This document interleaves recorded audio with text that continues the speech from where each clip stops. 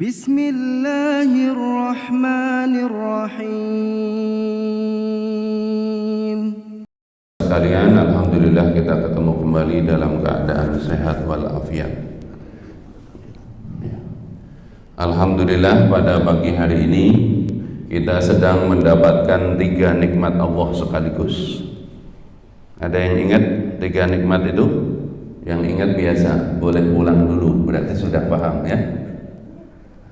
Ibu-ibu yang di belakang, kita sedang mendapatkan 3 nikmat Allah. 1, hidup. Jadi nikmat paling pertama yang kita terima adalah hidup. Karena orang yang sudah mati di kuburan sedang minta apa sekarang? Sedang minta hidup. Jadi jangan pernah kalau begini caranya saya mati aja. Sementara yang mati sedang setelah hidup di depan, setelah hidup nikmat apa? Yang lebih tinggi dari sekedar hidup, sehat. Kemudian setelah sehat, nikmat tertinggi yang sedang kita terima, iman. Jadi sedang berkumpul. Kenapa kita bisa hadir sholat subuh? Habis itu ada pengumuman, Allah gerakkan kita mau duduk di sini. Hakikatnya Allah. Kalau Allah tidak menggerakkan untuk kita duduk di sini, banyak sekali yang ya kita doakan semoga ini menjadi keberkahan untuk kita semua. Para jamaah, hari ini materinya serem ya. Karena saya diminta untuk mengingatkan kembali bagaimana mengurus jenazah. Ya. Ada yang siap jadi sukarelawan? Nah, hari ini belum ya, tapi kita mudah-mudahan nanti mulai dari bagaimana kalau tanda-tanda orang mau meninggal itu seperti apa. Khususnya untuk keluarga kita sendiri, secara ilmu ada ilmunya.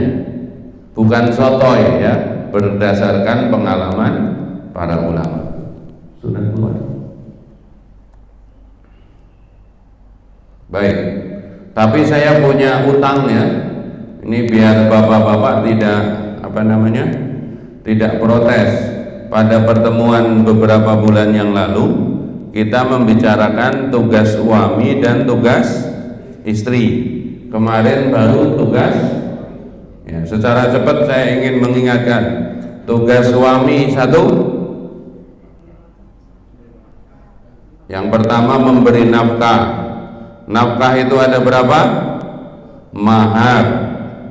Jadi setelah saya terima nikahnya dan kawinnya Siti Nurhaliza binti misalnya itu ya, dengan mas kawin tersebut tunai ya, harus dibayarkan.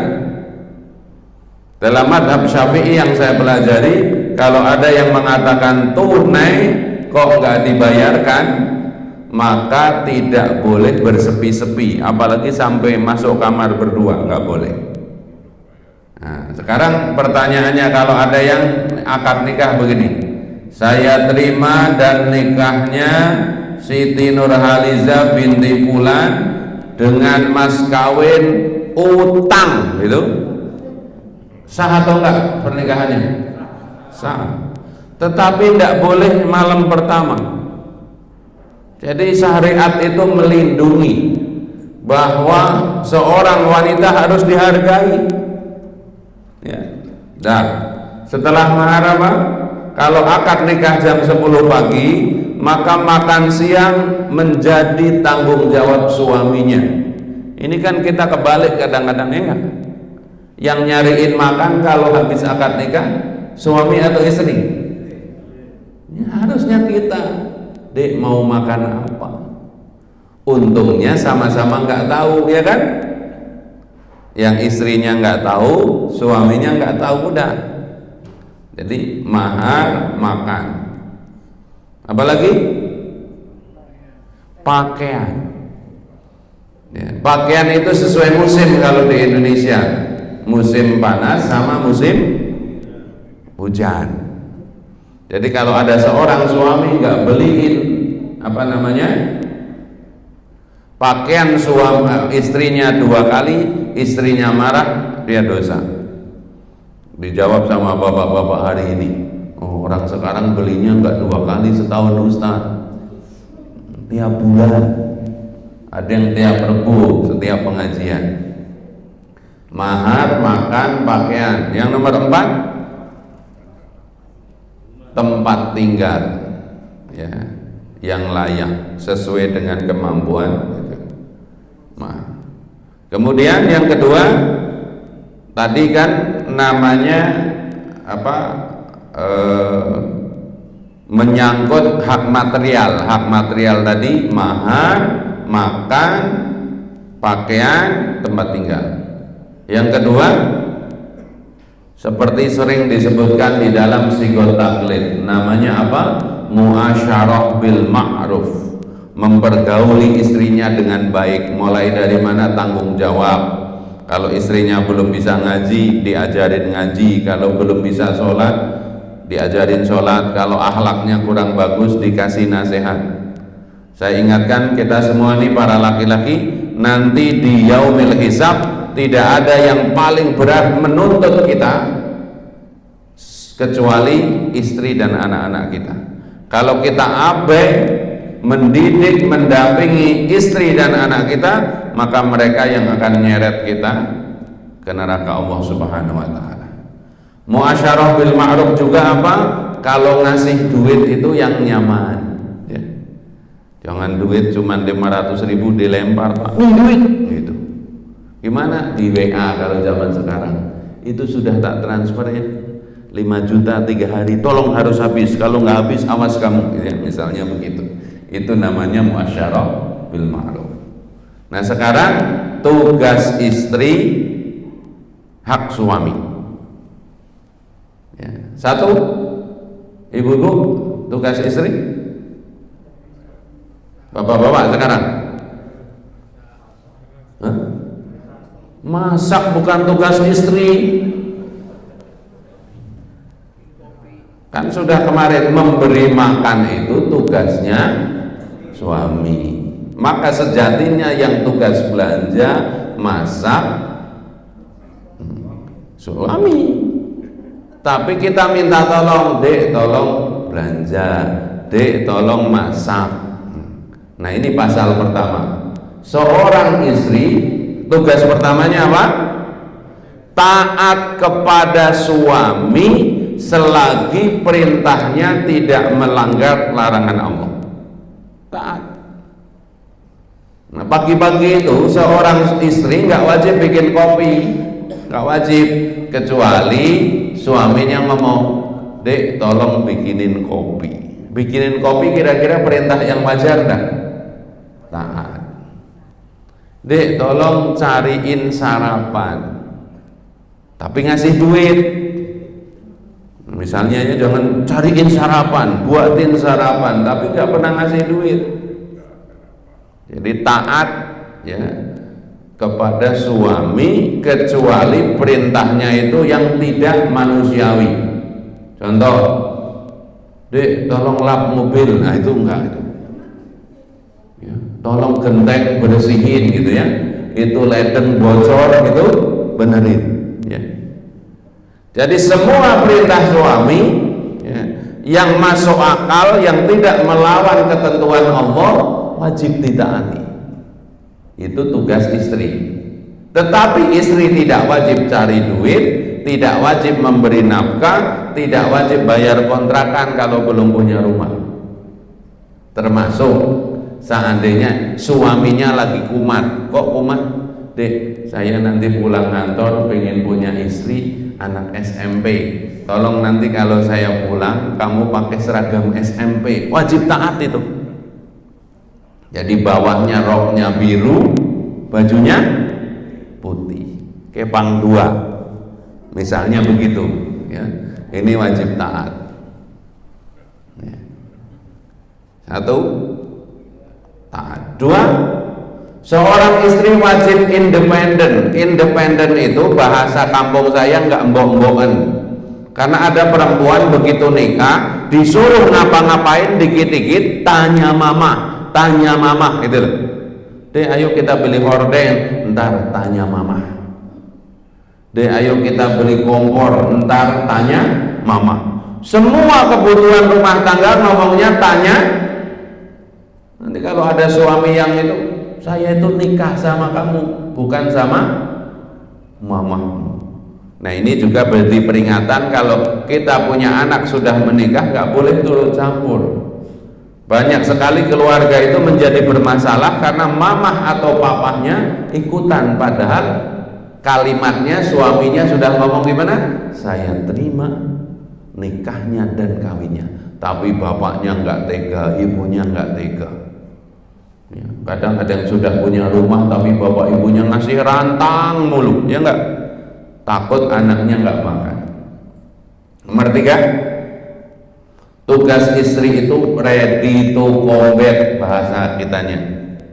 Siap sedia kapanpun dimanapun suaminya berhasrat, siap. Kalau kata almarhum Kiai Haji Tengku Zulkarnain, meskipun di atas kompor, paham nggak maksudnya? Hasrat seorang laki-laki nggak bisa ditunda. Sejak itu dia ingin, nggak boleh ditunda. Kalau sampai ngomong mau kemudian dalam hubungan suami istri, istrinya itu nggak mau, ini bahaya. Zaman sekarang ada yang nawarin lewat WA, lewat macam-macam. Kalau orang tergelincir, salah satunya seperti itu. Yang nomor 4, kita semuanya sudah paham. Seorang istri itu kalau dilihat suaminya harus selalu menarik. Jadi ini klop. Tugas memberi nafkah dan lain-lainnya dibebankan kepada suami, istri tugasnya taat. Nah, dua-duanya ini sama-sama tidak mampu, Pak. Tidak ada seorang pun suami atau istri yang kalau diukur dengan ukuran ini lulus. Memberi nafkah, ya, melindungi segala sesuatunya. Seorang istri itu harusnya ratu, ya. Tapi faktanya ya, semua dikerjakan, yang ngepel, yang masak, nyuci, teriska. Tugas istri itu berat banget, Pak. Dari matahari terbit sampai mata bapak terpejam. Dikit-dikit itu mah. Ya. Maka kalau ada suami atau istri yang belum bisa memenuhi standar sesuai dengan syariat, kata kuncinya, kata para ulama, diantaranya Al-Habib Umar Mahdor, seorang ulama yang wafat tahun 800 Hijriah, tasamuh. Apa itu tasamuh? Maklum. Kalau suami ngelihat istrinya belum soleh sesuai dengan syariat, dimaklumi, dimaafkan. Kalau istri melihat suaminya belum benar sesuai dengan syariat, dimaafkan. Maka setiap hari yang ada pahala. Suami yang memaklumi istrinya pahala, istrinya nggak punya dosa. Terus istri yang memaklumi suaminya maka pahala. Tapi kalau aku nggak ridho begini, kamu istri lawan terus sama saya, dosa. Demikian pula sebaliknya, saya nggak mau tiap hari dikasih duit 20.000, suruh beli oncom mulu, nggak ridho, dosa. Masa rumah tangga mau seperti itu? Maka cinta setelah menikah itu sangat penting. Karena apa? Satu-satunya yang bisa membuat tai kambing rasa coklat gara-gara, katanya begitu ya. Baik, itu biar saya utangnya lunas. Jadi tugas suami itu berat. Ar-rijalu qawwamuna 'alan nisa. Kalau ada istri nggak sholat, istri suaminya nggak negur, suaminya dosa. Kalau ada istri haidnya sudah bersih, dia nggak mandi, nunda-nunda nggak sholat, dosa suami. Maka suami itu harus open. Oh, istri saya biasanya haidnya 7 hari, dihitung. Ini sudah 8 hari kok nggak sholat, ditanya. Kadang ada istri-istri yang itu tadi, ya, nggak mandi-mandi, satu biar nggak sholat, dua biar nggak diganggu suami, ya gitu. Kenapa nggak mandi-mandi, Mbak? Kalau mandi langsung ditubruk, Ustaz, capek gitu ya. Maka harusnya asar itu dia udah selesai haid, tapi dia nunda mandinya besok baru subuh, berarti nggak sholat apa-apa, nggak sholat asar, sholat maghrib, sholat isya, 3 sholat. Kalau kita nggak open nanti ditanya kenapa istrimu nggak sholat, nggak tahu kat gitu ya, repot. Baik, ya. Sekarang kita akan masuk ke materi kita. Ya, ini tidak cukup kalau semuanya, tapi minimal kita tahu. Kata Nabi Muhammad SAW, orang yang paling cerdas itu siapa? Orang yang paling cerdas? Yang bisa jawab pulang duluan. Ini kaum musyrikin yang nyender-nyender kepada tembok. Bahasa Arabnya apa? Nyender kepada selain Allah itu namanya musyrik. Meskipun badannya yang nyender, hatinya tetap pada Allah. Orang yang paling cerdas itu siapa? Orang yang paling sering ingat mati dan mempersiapkan bekal mati. Itu paling cerdas. Orang sekarang berangkat haji, kalau haji reguler pemerintah berapa hari? 40 hari. Kira-kira mau pergi yang 40 hari, nanti kalau sudah selesai haji pulang, mereka bawa bekal enggak? Kopernya orang Indonesia itu jadi masalah mulu. Sampai Madinah dibongkar. Karena apa? Isinya wajan, isinya beras, magicom. Kenapa mereka begitu? Takut lapar. Yang pergi 40 hari dijamin pemerintah, sudah bayar aja masih takut begitu. Apalagi sebagian anggota Dewan Suro. Tahu Dewan Suro? Takut di Arab susah beli rokok, kopernya isinya rokok. Ya nggak apa-apa, itu bagian dari itu. Mau pergi 40 hari aja bekalnya begitu. Apalagi kita mau pergi yang nggak pulang lagi. Yaitu, Pak, pernah bayangin nggak kalau kita masuk kuburan, ya, secara fisik saja, ya, secara fisik kuburan itu ukurannya berapa? 2x1. Ada lampunya enggak? Nggak ada. Ada kasurnya enggak? Ada AC-nya? Terus kalau kita sudah masuk kuburan, kita bisa beli aqua enggak? Nggak bisa. Ini belum ngomong yang di luar itu, secara fisik gitu ya. Tubuh kita dikafani, masukin ke situ, maka itu gelap. Dan kuburan itu berapa tahun? Mas, kalau meninggalnya 50 tahun lagi cukup nggak?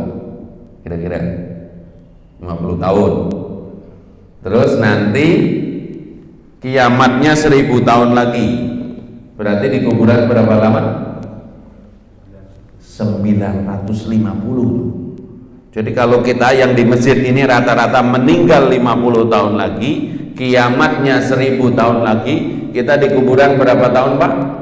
950. Maka sekarang itu waktunya pesen lampu, pesen kasur, pesen nyetok aqua yang banyak. Karena di kuburan nggak ada bunyi begini. Suka dengerin begini nggak? Kalau naik bis kadang-kadang Kampung Rambutan Garut, suka ada yang naik kalau di tempat istirahat, mison aqua, badai kan gitu. Nggak ada. Baik. Nah, salah satu agar kita ingat mati, mari kita mengingat beberapa hal catatan berikut, ya. Judul utamanya tata cara memandikan mayit, ya. Tapi kita mulai dari sini. Bismillah, ya. Adab terhadap orang sakit. Saya ingin mengingatkan, ternyata sakit sebelum meninggal itu kasih sayang Allah. Bapak sehat walafiat begini, berangkat dari rumah, tiba-tiba meninggal lagi ngaji ini. Meninggal lagi ngaji sesuatu yang dahsyat kan? Ustaz Mahroji itu lagi begitu-gitu, tiba-tiba malaikat Israel datang, duduk gitu. Buat yang meninggal tiba-tiba enak atau enggak enak? Bagi yang meninggal, lagi habis sholat subuh, lagi ngaji, meninggal. Tapi bagi istri dan keluarga beliau, pergi dari rumah sehat, pulang dari masjid nggak ada nyawanya, seperti apa? Mari kita sikapi yang pertama, kasih sayang Allah itu membuat orang sebelum meninggal dibuat sakit. Salah satu tugas ustadz itu sering diundang ke ICU, ya kan? Kalau orang masuk rumah sakit sudah 10 hari, mohon maaf, nggak mati-mati, duitnya keluarganya sudah habis, manggil ustadz kira-kira suruh doain apa? Ayo jujur. Oh, kasar banget, cepet mati. Nggak cepet mati. Doanya itu biasanya begini, ustadz mohon doakan yang terbaik. Yang terbaik itu kalau sembuh cepet sembuh, kalau mati jangan ngomong doain cepet mati, doa yang terbaik. Karena apa? Orang kalau udah melihat orang sakit timbul kasih sayangnya, kasihan ya Allah, kalau memang engkau mau ambil segera ambil, kan gitu. Apalagi duitnya udah mau habis. Orang kalau keluarganya masuk rumah sakit, di rekening punya 100 juta, kira-kira ngomongnya gimana? Ketemu sama dokter, dokter tolong berapapun, yang penting keluarga saya ini sehat. Bener sehari 10 juta di ICU kan? Begitu 10 hari duitnya habis atau enggak? Habis. Maka dipanggillah para ustadz itu, ustadz doakanlah yang terbaik. Terbaik itu maksudnya apa? Dua tadi. Kalau sehat cepat sehat, kalau mau berangkat cepat berangkat. Nah, berarti sakit menjelang meninggal itu kadang-kadang kasih sayang Allah. Daripada itu lagi duduk begitu tiba-tiba mati, atau saya lagi begini tiba-tiba mati. Buat saya enak karena matinya lagi itu, tapi keluarganya. Baik ya, kita lihat pelan-pelan.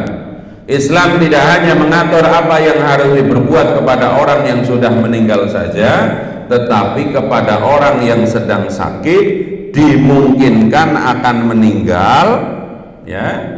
Hal yang perlu dilakukan bagi orang-orang yang sakit diantaranya satu, ya, bagi yang sakit hendaknya rela dengan apa yang menimpanya dan harus sabar menghadapinya. Ingat, ini amalan orang yang sakit. Ya, kalau kita sakit berjuang. Nah, kita yang sehat ngingetin, tapi ngingetinnya yang baik. Jangan kemudian membuat tambah sakit lagi. Ya, kamu mah bagus, cuman sakit begitu. Teman saya kanker 2 hari langsung mati. Kamu sudah dirawat seminggu belum mati, kamu harus bersyukur. Ini ngomong apa? Ya, bagi orang yang sakit juga harus takut dengan dosa-dosanya yang selama ini dilakukan dan penuh harap agar Allah memberikan rahmat kepadanya. Bagaimanapun sakitnya seseorang tidak boleh berharap agar ia segera mati. Jadi akhlak orang sakit itu nggak boleh. Ya. Saya kemarin ketemu orang yang sakit cancer gitu, sudah payah banget. Saya sebenarnya pengen doa minta mati, tapi kan nggak boleh. Jadi saya nikmati aja seperti ini gitu. Nah, yang ketiga, kalau ada kewajiban yang harus ditunaikan, hendaknya segera ditunaikan. Tetapi kalau belum ditunaikan, segera diwasiatkan kepada. Ya, jadi kita kalau sakit kita ada berat itu tulis wasiat minimal ya. Ini kalau saya nanti nggak ada, tolong dibuka. Kalau saya sehat nanti saya selesaikan. Nah, sekarang saya ingin menjelaskan beberapa hal yang dipesankan guru saya dan saya sudah amalkan. Ciri-ciri orang mau meninggal secara fisik. 1, ini kalau keluarga sendiri sakit berat dijilat. Karena orang yang mau meninggal itu keringetnya sudah tawar. Jadi kalau punya keluarga yang sakit payah diginiin, saya kan pura-puranya cium tangan atau apa, diginiin.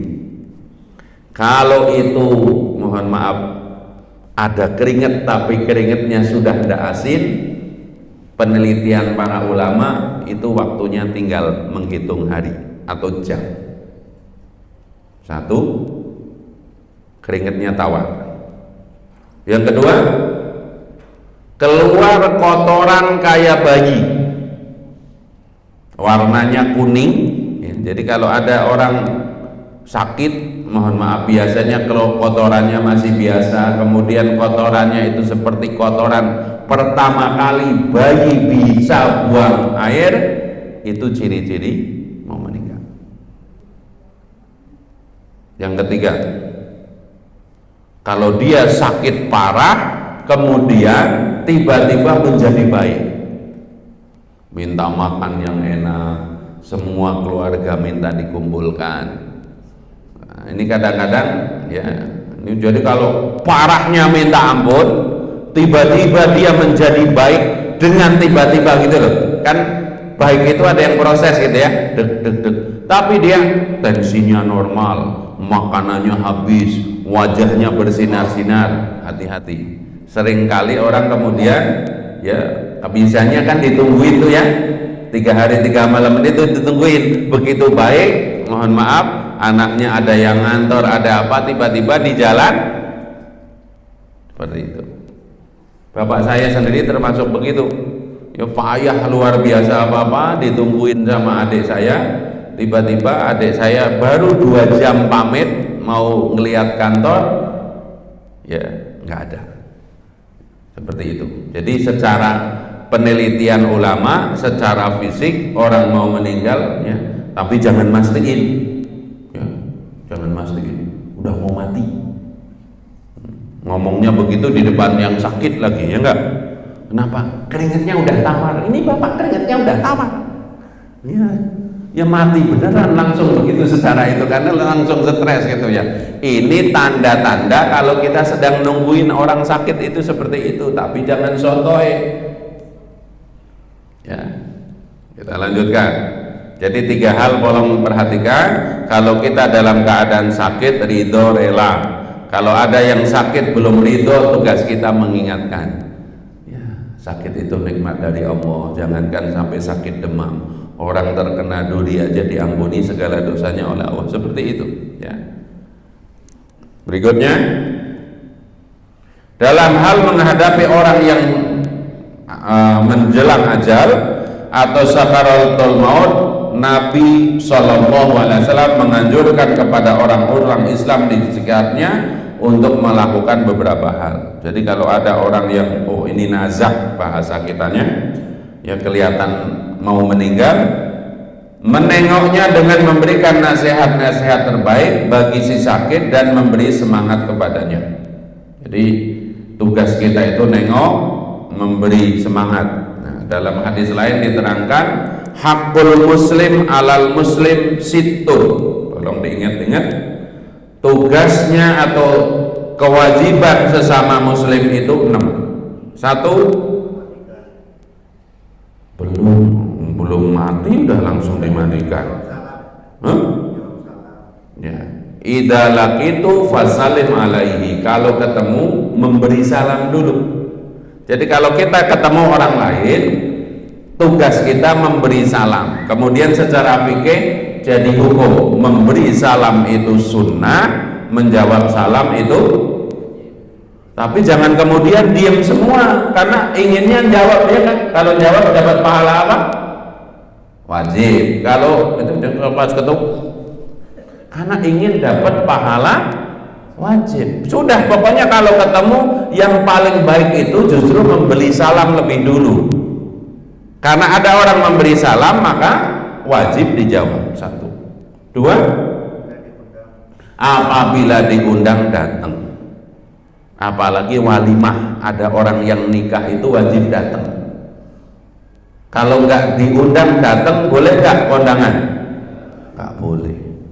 Jadi kalau ada kita kondangan bawa teman kita harus ngomong, Mas, saya bawa teman saya 1, tolong dihalalkan ya somenya, kambing gulingnya gitu.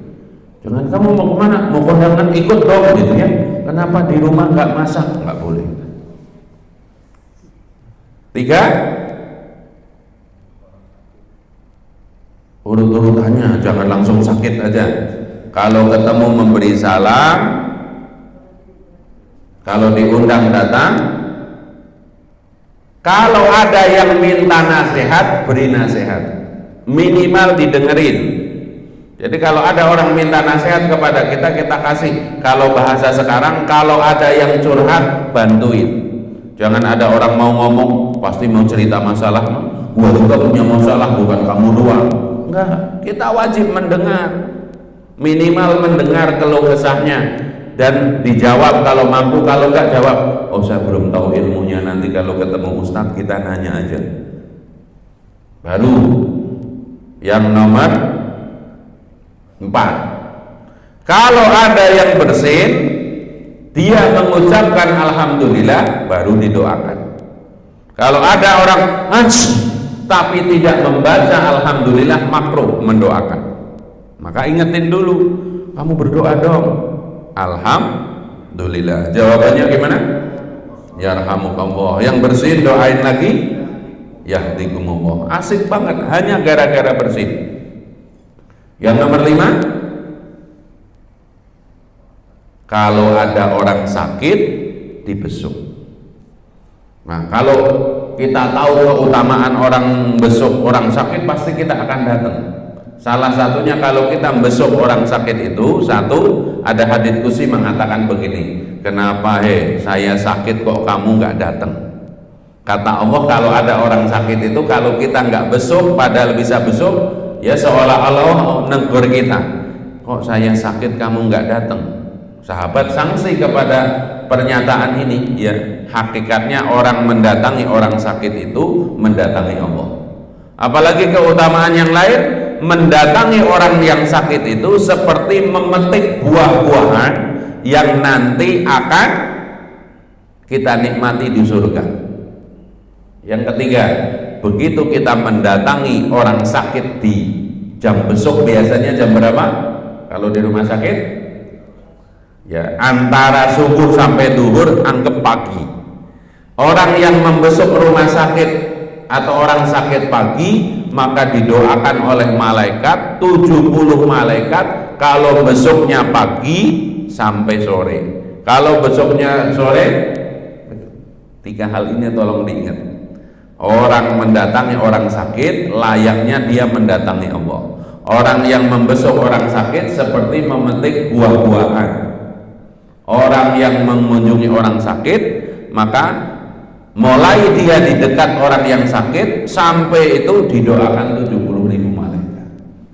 Tapi membesuk orang yang sakit yang segitu gede pahalanya masih kalah pahalanya dengan pahala apa? Pak, Bu? Ngaji.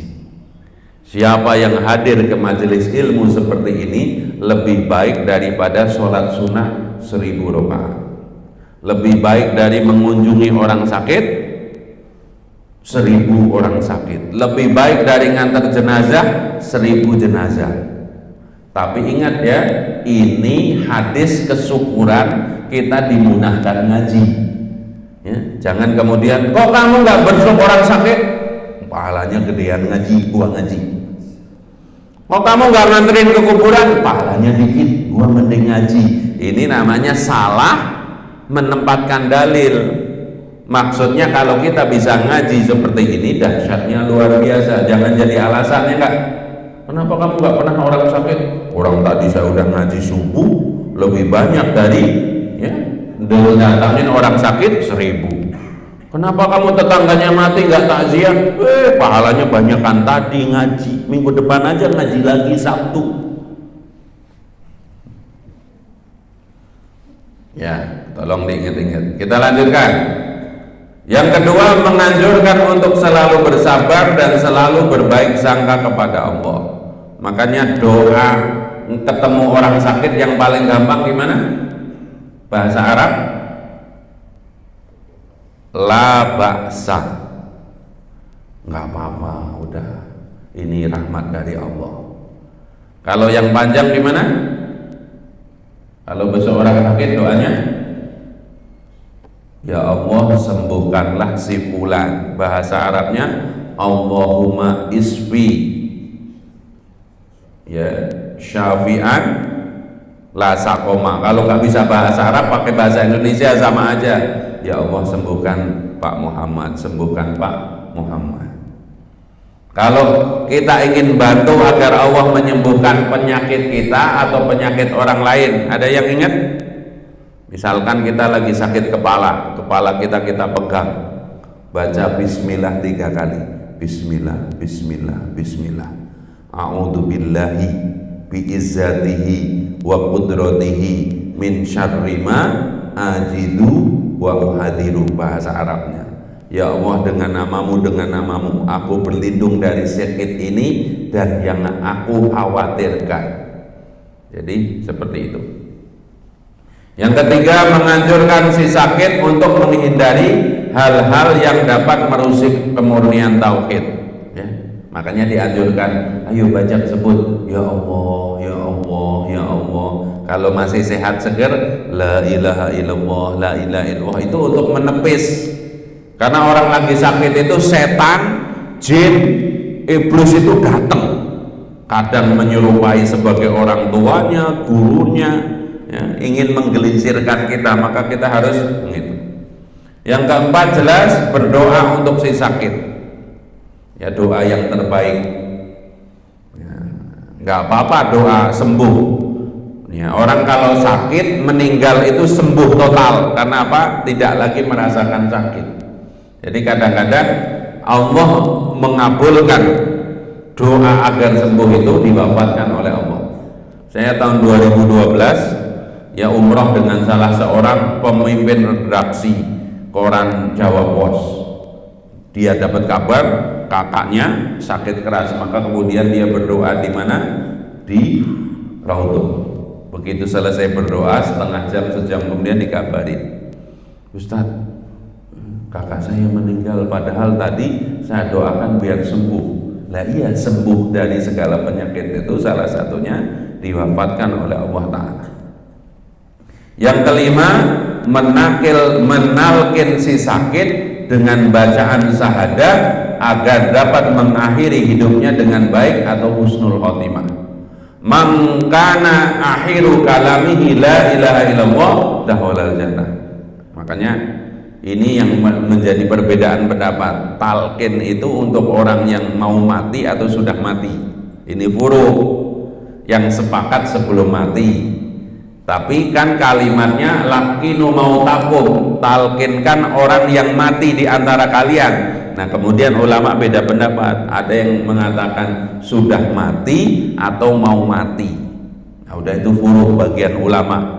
Kalau kita ikut udah masuk ke dalam liang lahat ditalkinkan, ada ulama yang menganjurkan, ada yang nggak usah, udah termasuk adzan di kuburan, ya. Kalau ada yang biasa adzan, ada ulama yang menganjurkan, ada yang enggak, ya, termasuk doa kan, begitu sudah masuk ada yang doain atau tinggal pulang, itu furu'iyah, ya. Yang fardunya 3, memandikan, mengkafani, menyulatkan, menguburkan, sudah.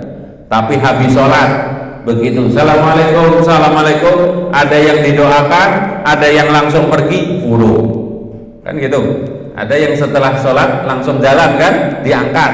Ada yang ditahlilin dulu, itu furu, nggak usah menjadi pokok dari kemudian menghadapkan si sakit ke arah kiblat. Nah, ini kiblat yang pertama, kalau mungkin kepalanya di sana, kakinya menghadap ke kiblat. Kalau nggak mungkin seperti orang sudah meninggal, berarti kepalanya di utara kalau jadi, kemudian kakinya di selatan. Itu bagian dari kesunahan kalau kita melihat orang itu sudah payah, ya. Kita lanjutkan. Sudah suruk belum sini? Ya, jadi itu kalau orang yang sudah mendekati sakaratul maut, ya, memberi nasihat, menganjurkan untuk sabar, sakit menghindari tadi, menjaga tauhidnya jangan sampai tergeser, berdoa dan menalkin, mengingatkan untuk ngomong, ayo sebut ya Allah, ya Allah, ya Allah, la ilaha illallah. Enggak usah yang panjang-panjang. Ada orang sudah mau sakaratul maut, baca ayat apa? 3 ayat terakhir Al-Baqarah. Amana Rasulullah bima, orang-orang seperti itu, ya Allah, la ilaha illallah. Ayo baca Yasin, kamu baca Yasin.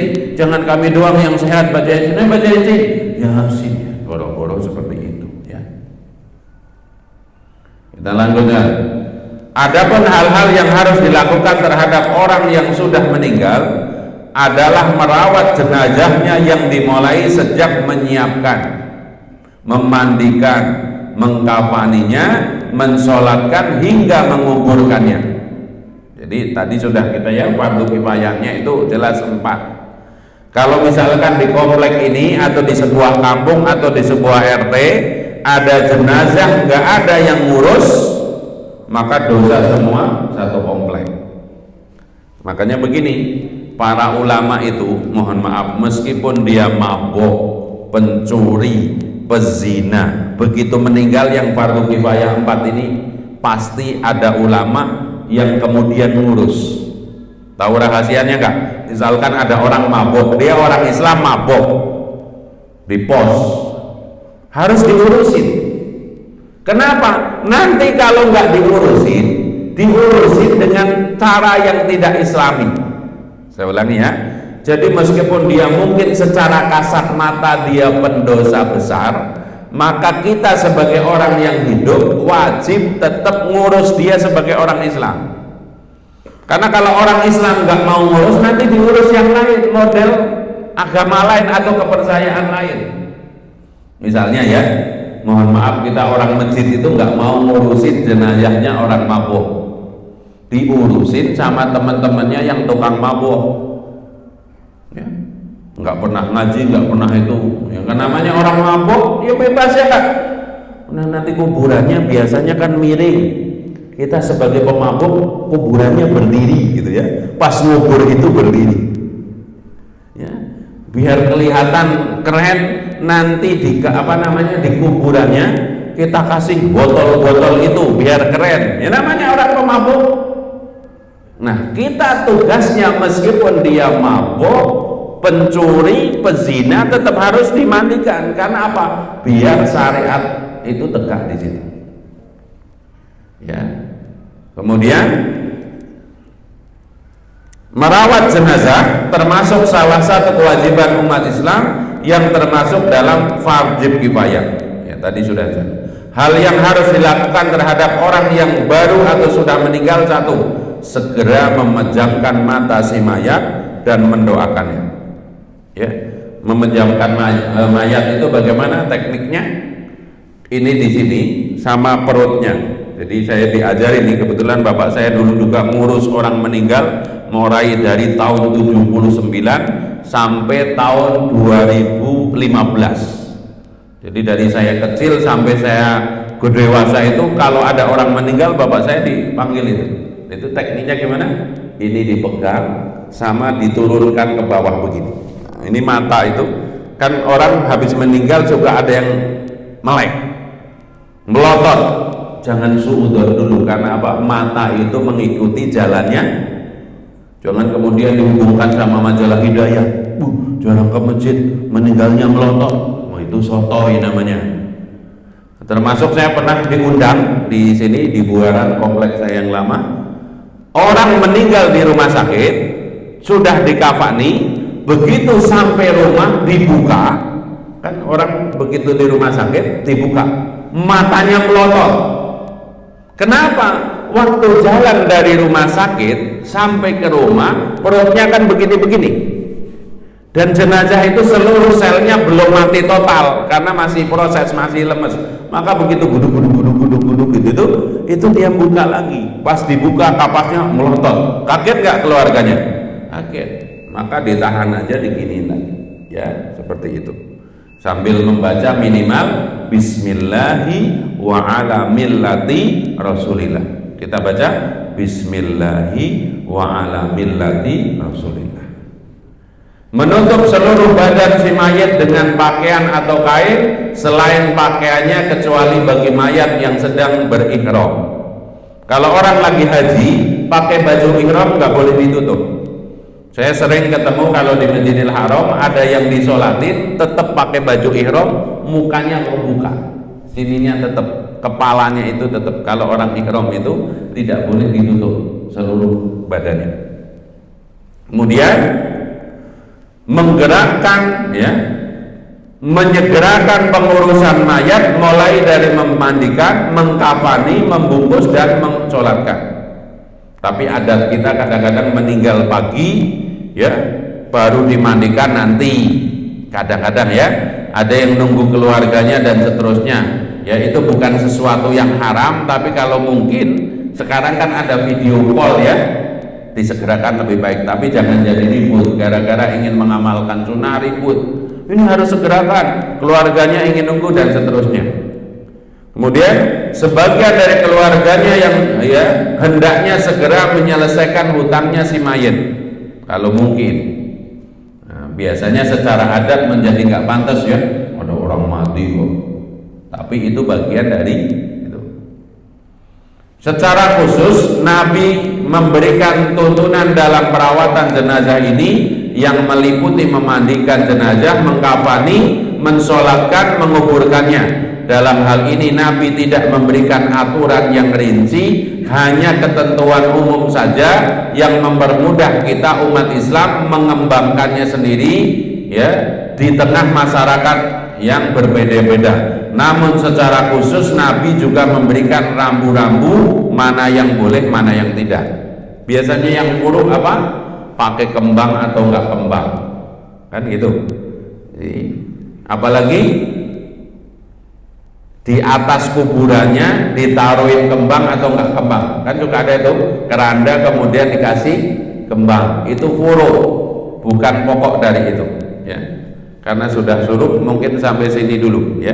Jadi mudah-mudahan kita paham bahwa orang mau meninggal sakit itu rahmat.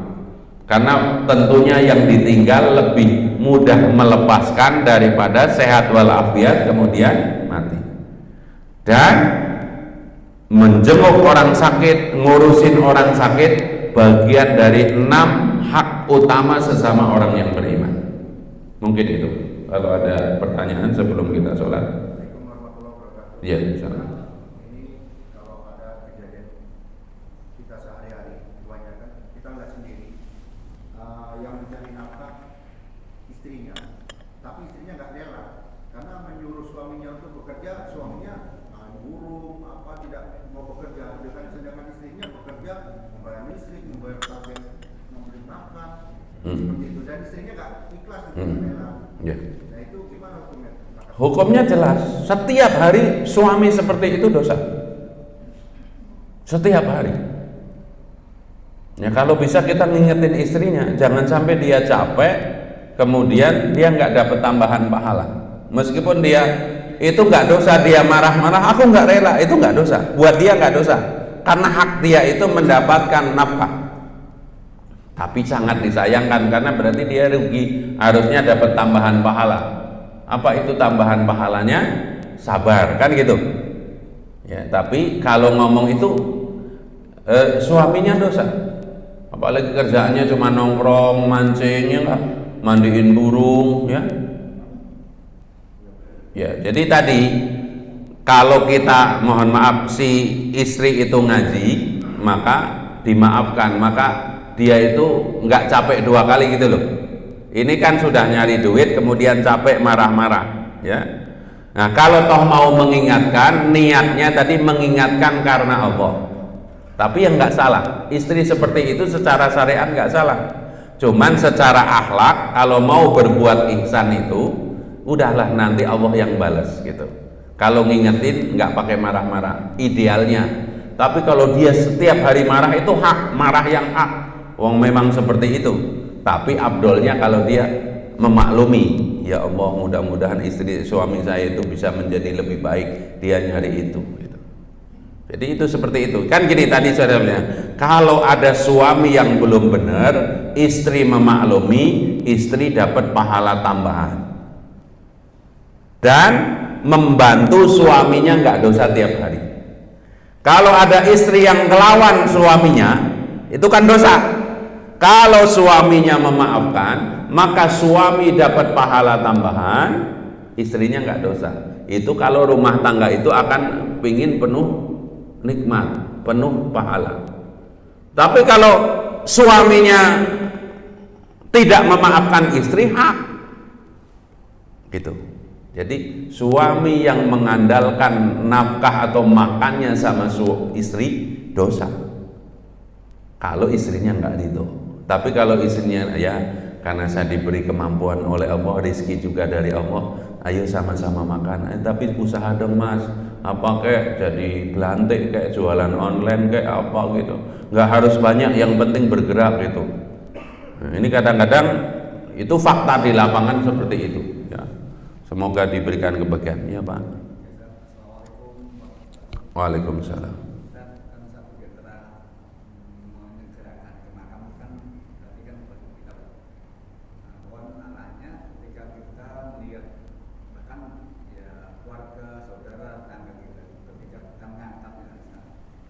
Tempatnya agak jauh, menggunakan ambulan, kemudian di jalan itu membahayakan orang lain, entah itu yang mencari jalan atau yang intinya tempat itu ada memang jalan juga pas-pasan, kita sebelah selatan. Bagaimana kalau kondisi itu memang sudah mepet jalannya, tapi mereka hampir semua kan, terutama yang di depan pemuda-pemuda itu kan hampir mohon maaf ya, sholat asar, membahayakan orang lain dan gimana sih? Iya, kembali kepada rumus ya. Al-Muslim, orang Islam itu la doror wala diror, atau sebaliknya la diror wala doror. Kita itu tidak boleh membahayakan orang lain, membahayakan diri dan membahayakan orang lain. Nah ini bagian dari pembelajaran harusnya. Jadi kita itu kalau ada seperti itu, kalau ada yang mau naik motor bawa bendera kuning, apakah Pak RT kah di situ, Pak Ustadz kah, harusnya memberikan instruksi. Kita itu belum, semuanya spontanitas ya. Lebih galak dari malaikat Israel itu, para pencari jalan itu ya. Nggak pakai helm ya, galaknya minta ampun. Apa harus begini kan, kalimatnya itu menyegerakan loh, bukan kebut-kebutan ya.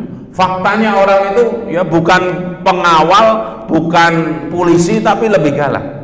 Tapi itu kita nggak bisa, memang itu membahayakan orang lain dan akhlak islaminya kurang ya.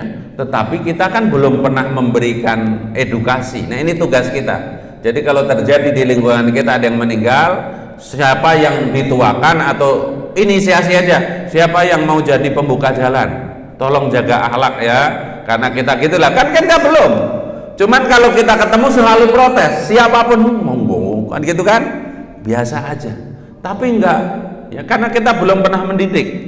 Saya sendiri ini terima kasih diingatkan ya, besok-besok saya akan, siapa yang naik motor ingetin ya, pakai motornya yang sopan, kalau bisa pakai hotel, jangan membahayakan orang lain ya, seburu-burunya apa sih kan gitu.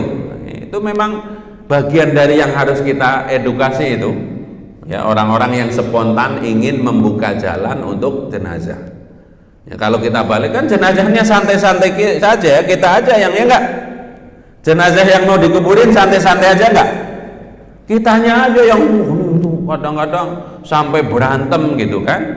Kan orang itu nyetir kadang-kadang ada yang baru nyetir ya, mau minggir itu sambil stres gitu. Nah, berarti ini PR kita bersama-sama. Bagaimana orang-orang yang terlibat dalam penguburan itu ya berakhlak juga waktu berjalan. Saya terus terang sebagai ustadz itu sampai hari ini masih punya utang Pak. Utang memberi nasihat kepada para penggali kubur dan orang-orang yang ngurus makam. Orang ngurus makam itu kalau puasa motongin rumput, puasa nih sambil minum extra jos. Di depan saya kan kuburan Pak, cetek gitu ya. Dia itu ngurus orang yang mati, tapi dia sendiri nggak mempersiapkan. Gali kubur, puasa-puasa ya. Orang mati bulan puasa, yang tukang gali kubur itu semuanya akuannya 3 dus di situ ya.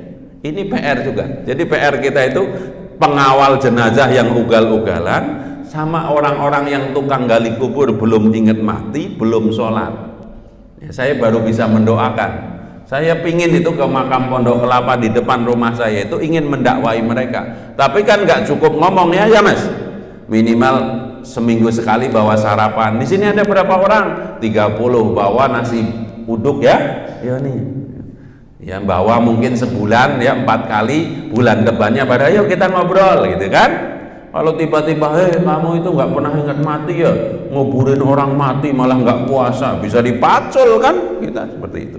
Nah sama itu Pak, bagus, mari kita ya tolong di lingkungan terdekat kalau jenazah mau berangkat ada yang berani inisiasi, tolong nanti kalau buka jalan yang sopan ya, nggak usah membahayakan orang lain, toh itu mayatnya di dalam keranda tenang-tenang saja kan, nggak pingin buru-buru, kitanya aja yang sok buru-buru kan gitu. Wallahu a'lam.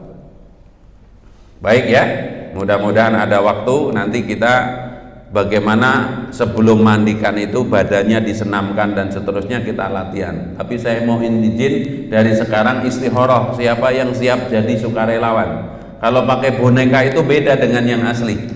Saya 6 tahun yang lalu di Pertamina Gas sana, kemarin di kantornya Ustadz Mahroji ya, ada yang sampai dikafanin ya, maksudnya yang rela sekarang masih hidup, jadi nggak usah khawatir ya. Jadi model untuk dikafani itu nggak cepat mati, malah mungkin malaikat Israel ya kalau ketemu ini kan udah mati ya.